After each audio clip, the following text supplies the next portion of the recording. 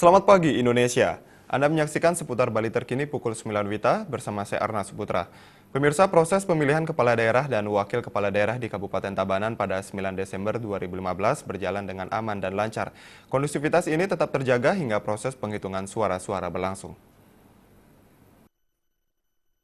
Ketua KPU Kabupaten Tabanan Luh Darayoni menjelaskan berdasarkan laporan PPK dan PPS, diketahui bahwa kelengkapan pencoblosan seperti formulir C6 tidak mengalami kendala.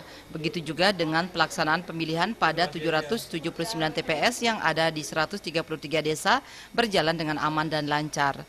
Proses pemilihan berlangsung dari pukul 7 WITA hingga 12 WITA. Usai proses pencoblosan dilanjutkan dengan penghitungan suara mulai pukul 13 WITA.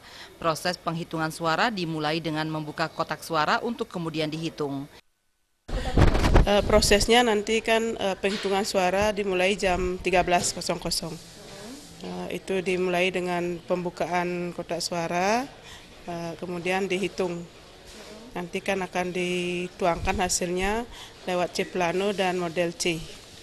Ya. Setelah hasilnya selesai, akan dimasukkan ke kotak suara yang berhologram, itu sebagai bahan rekap di tingkat kecamatan. Kemudian ada yang dikirim ke KPU langsung, ke PPK dan PPS, kemudian ke para saksi dan ke Panwas.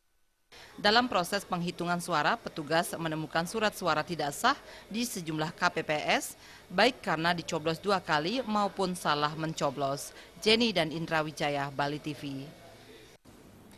Pemirsa, demikian seputar Bali terkini kali ini. Nantikan informasi menarik kami dalam seputar Bali terkini 1 jam mendatang. Salam Indonesia.